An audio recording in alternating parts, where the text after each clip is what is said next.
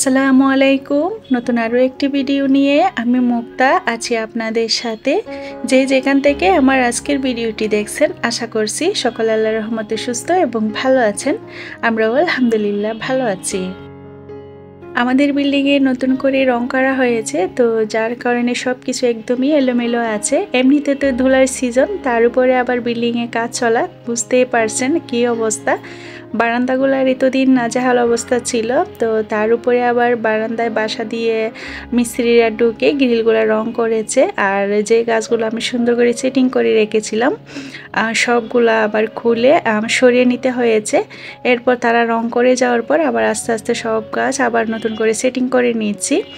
এর উপরে দেখতে পাচ্ছি যেহেতু কয়েকদিন গাছে পানিও দেওয়া হয়নি আর রঙের কাজ করেছে, তো সবগুলা পাতার মধ্যে মোটামুটি অনেক রং পড়েছে, তো সেগুলো পরিষ্কার করার চেষ্টা করছি। কিছু ডাল কেটেও দিয়েছি, এত বেশি রং পড়েছিল। আবার সবগুলা গাছকে একেবারে গোসল করিয়ে একদম সুন্দর করে নিচ্ছি। বাবুর জন্য প্রয়োজনীয় জিনিসটা নিয়ে আসলাম। তো যেহেতু সারাদিন বাসায় তেমন কেউ থাকে না, একা একা বাবুকে সামলানো একটু কষ্টকর হয়ে যাচ্ছিল ইদানিং। তো সোয়ার বাবাকে বলেছি এই ওয়াকারটা নিয়ে আসতে, তো তাকে প্রথম ওয়াকারে উদ্বোধন করেছে সোহা, সাথে একটু বেলুনি নিয়ে এসেছে, তো সেটাও বেঁধে দিয়েছি। তো আমি ভেবেছিলাম যে প্রথম হয়তো বা কান্না করবে, আস্তে আস্তে অভ্যাস হবে। তো শুরু থেকে সে আলহামদুলিল্লাহ খুব সুন্দর বসে আছে। আর যেহেতু বিভিন্ন মিউজিক আছে গাড়িতে, তো সেগুলোও বাজাতেও সে খুব পছন্দ করছে। বাচ্চা কোলে নিয়ে কাজ করাটা একদমই অসম্ভব। আর এই কদিন ধরে দেখা যাচ্ছে আমি যখন ঘরে কাজকর্মগুলো করতে থাকি তখন সে সজাগ থাকে, কোলে উঠে থাকতে চায়, একা একা থাকতে চায় না।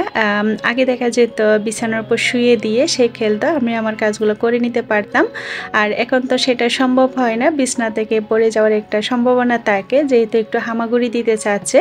আর তাকে কোলে নিয়ে খাওয়া দাওয়া করতে কিন্তু অনেকটা সমস্যা হয়ে যায়, এটা সেটা ধরতে চায়। তো এখন থেকে গাড়িতে বসিয়ে রেখে তারপর খাওয়া দাওয়াটা করে নিতে পারবো। আবার আমি কাজ করার সময় যদি সেই সজাগও থাকে, তো কিচেনে এইভাবে আমার আশেপাশে রাখতে পারবো, কোনো সমস্যা হবে না, আমি কাজগুলো করে নিতে পারবো তাকে ব্যস্ত রেখে। চট্টগ্রাম থেকে অনেক আপুরাই আমার ভিডিও দেখেন, আর সেটা আমাকে সুন্দর একটা কমেন্টের মাধ্যমে জানান যে আপু আমি চট্টগ্রাম থেকে দেখছি, তখন আমার অনেক বেশি ভালো লাগা কাজ করে। এই যে দেখতে পাচ্ছেন লাউ শাক ভাজি করার জন্য সব কিছু নিয়ে নিচ্ছি। আমার মনে হয় চট্টগ্রামে এই লাউ শাকগুলো তেমন একটা কেউ খায় না, কেননা আমি যখন বাড়িতে ছিলাম বা বিয়ের আগে কোনো সময় এই লাউ শাকগুলো খাইনি। তবে ঢাকায় আসার পর থেকে বেশ কয়েক জায়গায় এই লাউ শাক ভাজিটা খেয়েছি আলু সিম দিয়ে।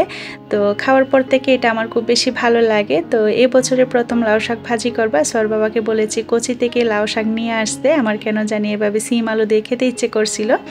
তো গতকাল রাত্রে এনেছিল আর রাত্রিবেলায় কেটে রেখে দিয়েছিলাম, যেহেতু দিনের বেলা তেমন একটা সময় পাই না, এগুলো কাটতে গেলে অনেক সময় লেগে যাবে। তো রাত্রের দিকে যেহেতু ফ্রি থাকে ওই সময় কেটে রেখে দিয়েছি, আর সকালে নতুন আলু আর কিছু সিম দিয়ে ভাপে বসিয়ে দিয়েছি, অল্প একটু পানি দিয়ে আর কি। তো ভাপিয়ে দিয়ে তারপর হচ্ছে ভেজে নিব, সবাই যেভাবে লাউ শাক ভাজি করে। আমার মনে হয় এটা মাছ দিয়েও অনেকে ঝোল রান্না করে, তবে ভাজিটাই আমার কাছে বেশি ভালো লাগে। আসলে বিভিন্ন অঞ্চল ভেদে যে কোনো খাবারের ভিন্নতা থাকে, তো কোনো জায়গায় যদি আনকমন কোনো একটা রেসিপি দেখি বা খাই, যদি সেটা মুখে লেগে যায় পরবর্তীতে সেটা আমি আবারও ট্রাই করি। আসলে মানুষের জীবনে জানার বা শেখার কোনো শেষ হয় না, যতই দিন যায় তত অভিজ্ঞতা হয়। আপনি যেটা জানেন বা পারেন সেটা হয়তো বা আমি জানি না, বা আমি যেটা পারি সেটা হয়তো বা আপনি পারেন না। এই জন্য মানুষের জীবনে শেখাটা হচ্ছে একটা চলমান প্রক্রিয়া। সেটা ভালো হোক বা খারাপ হোক, প্রতিনিয়ত কিন্তু আমরা কোনো না কোনো কিছু নতুন করে শিখতে পারি বা অভিজ্ঞতা হয়। নিজের পছন্দের লাউ শাক ভাজিটা তো করে নিচ্ছি, পানিটা ভালোভাবে শুকিয়ে যাওয়া পর্যন্ত ভাপিয়ে নিব। আরেক চুলায় হচ্ছে খাসির মাংস বসিয়ে দিচ্ছি। আর খাসির মাংস অনেকে একটা বাজে স্মেলের কারণে খেতে চান না, প্রায় মানুষের শুনি খাসির মাংস খেতে চায় না। খাসির মাংস রান্নাটা একটু যত্ন সহকারে করতে হয় অন্যান্য মাংস রান্নার থেকে। প্রসেসিং করাটাও একটু ভালোভাবে করতে হয় যত্ন করে, যেহেতু মাংসগুলার গায়ে ছোটো ছোটো লোম থাকে। যতই ভালোভাবে ধুন না কেন রান্নার পর দেখা যায় দু একটা থাকে, তো সেটা যেন না থাকে। তো খুব ভালোভাবে বেশ কয়েকবার ভালোভাবে একটা একটা করে বেছে ধুয়ে নিয়েছি। এরপর হাতে মেখে একেবারে সব ধরনের মশলা দিয়ে চুলায় বসিয়ে দিয়েছি। চাইলে মশলা কষিয়েও কিন্তু রান্নাটা করা যায়, তবে আমি যে কোনো মাংস রান্না এভাবে হাতে মেখে বসিয়ে দিতে বেশি পছন্দ করি। আর এখানে রসুন বাটাটা একটু বেশি করেই দিয়েছি, সাথে সরিষার তেল দিয়েছি, জিরা বাটা দিয়েছি। তো মশলার পরিমাণটা একটু বাড়িয়ে বাড়িয়ে দিতে হয় খাসির মাংসতে। আর যদি রান্নাটা ভালোভাবে করা যায়, মশলার পরিমাণ ঠিক থাকে, তাহলে একটু কোনো বাজে স্মেল থাকবে না, আর কেউ বুঝতেই পারবে না যে এটা খাসির মাংস ছিল। মাংসটা রান্না করার পর আমাদের বাসার সিকিউরিটি গার্ডকে দিয়েছিলাম। তো সে যে খাসির মাংস খায় না সেটা কিন্তু আমরা জানতাম না, জিজ্ঞেস করেই দিইনি। তো সে যে একটু অসুস্থ ছিল, তো আরও কিছু খাবার দাবার দিয়ে দিয়েছিলাম আর কি। তো পরবর্তীতে সে যখন শুনে যে এটা খাসির মাংস ছিল, তো সে বলছিল যে আমি তো খাসির মাংস খাই না, তবে বুঝতেই পারিনি যে এটা খাসির মাংস ছিল। আসলে রান্নার প্রসেসিংটা ঠিকঠাক থাকলে অনেক বেশি মজার হয়, আর খাসির মাংসটা আমার বরাবরই অনেক বেশি পছন্দের। আজকে যে 3টা আইটেম রান্না করছি দেখতে পাচ্ছেন, তিনটাই কিন্তু আমার পছন্দের হয়ে গিয়েছে। এখানে সিম আর ছোট ছোট যে লাল আলুগুলো পাওয়া যায়, তো কুষা সহ সেগুলোকে কুচি করে নিয়েছি। আর একটা বড় সাইজের আদা পাকা টমেটো কুচি করে দিয়েছি, সাথে সিম কুচি করেছি একই সাইজের করে। আর সয়াবিন তেলের মধ্যে পেঁয়াজ কাঁচামরিচ ভেজে একটু লবণ হলুদ দিয়ে নর্মালভাবে ভাজিটা করে নিয়েছি। আর সব শেষে একটু ধনিয়া পাতা দিয়ে নেড়েচেড়ে নামিয়ে নিয়েছি। আর এই ভাজিটা যে কি মজার হয় যদি গরম গরম ভাতের সাথে খাওয়া যায়, এত বেশি ভালো লাগে বলার বাইরে। অনেকে হয়তো খেয়েছেন, আমি জানি। তো যারা খাননি এভাবে একদিন ট্রাই করে দেখতে পারেন। আমার গত ভিডিওতে করা এক আপুর প্রশ্নের উত্তর দিয়ে দিই। আমি যে রুলগুলা ব্রেড ক্রামে কুট করেছিলাম, তো এতগুলা ব্রেড ক্রাম একেবারে কিভাবে করেছি সেটা জানতে চেয়েছেন। বাসায় যে পাউরুটি কিনে আনা হয়, তো দুই সাইডের 2টা ব্রাউন পিসগুলা কিন্তু থেকেই যায়, সেগুলো তেমন একটা কেউ খেতে চায় না। তো সেগুলো আমি ডিপ ফ্রিজে একটা বক্সে করে সব সময় রেখে দিই। আর যখন অনেকগুলা হয়ে যায় একসাথে ব্লেন্ডারে গুঁড়ো করে নিই।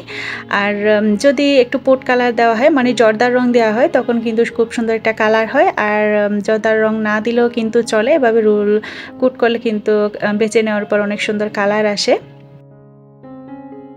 আমার দৃষ্টিতে আয়না একটা করে সৌন্দর্যকে বহুগুণ বাড়িয়ে দেয়। আমার মনে হয় বাসায় যত বেশি আয়না থাকে তত বেশি সৌন্দর্য। আমার কাছে আয়না দেখতে যেমন ভালো লাগে, তেমন পরিষ্কার করতেও কিন্তু অনেক বেশি ভালো লাগে। তো আমি যে বাসায় যে কয়েকটা আয়না আছে, তো দেখা যায় মানে গ্লাস, আয়না এগুলো সবসময় ক্লিন রাখার চেষ্টা করি।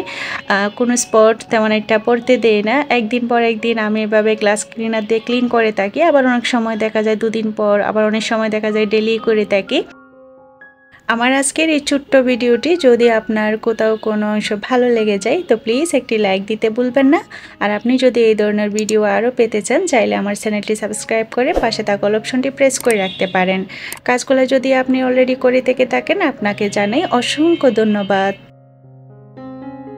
মাঝে মাঝে ক্লিনিংয়ের কাজগুলো রান্নাবান্নার আগে করে থাকি, আবার মাঝে মাঝে রান্নাবান্না করে তারপর করে থাকি। তবে বিছনাগুলো চেষ্টা করি রান্নাবান্নার আগে গুছিয়ে নিতে, না হয় তরকারিতে মশলা দিতে পারি না, এই একটা অভ্যাস। যাই হোক, রান্নাবান্না শেষ করে বাকি কাজগুলো করে এরপর বেশ অনেকটা সময়ের পর আমরা খাওয়া দাওয়া করে নিচ্ছি।